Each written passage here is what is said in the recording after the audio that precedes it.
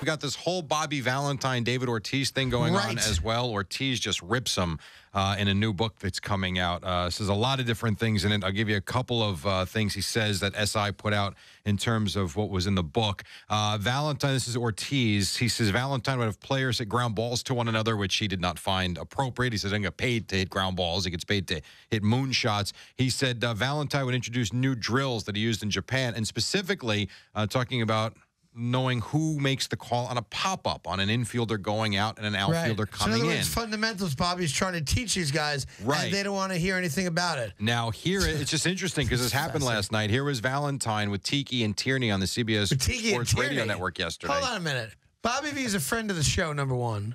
How did you not get Bobby Valentine out? Well, this actually broke after our show yesterday. So is he coming on today? I could put in the ask for sure, but he's kind of already said his piece, but I would gladly. Bobby, I mean, been with us for 10 years.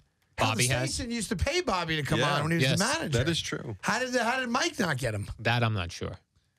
Tiki and Tierney. Good one for them. Yeah. You can't even hear the show in New York, and they got him. Think about that. That's true. They're on the CBS Sports Network. Yeah, which does not play in New York on the radio. On the radio, right. But they're probably played in Boston, Bobby V's in Connecticut. Maybe you can hear them there. You can listen online in New York. 101.237 no one has HD radio, Boom. Anyway, here was Bob. I get it. No, you don't. Yeah, on the CBS television sports, what is it? Right. You only get paid for them every 2 weeks. Let me hear what Bobby V had to say. Now, this was about Micah Vilas, who is having trouble at the time with this play. So it's 20 seconds. There you go. There are rules in baseball that maybe I didn't explain properly when I was there. Maybe that's David's confusion. In baseball, not in Bobby Valentine's baseball, in all of baseball, the person who runs in for the ball calls for it.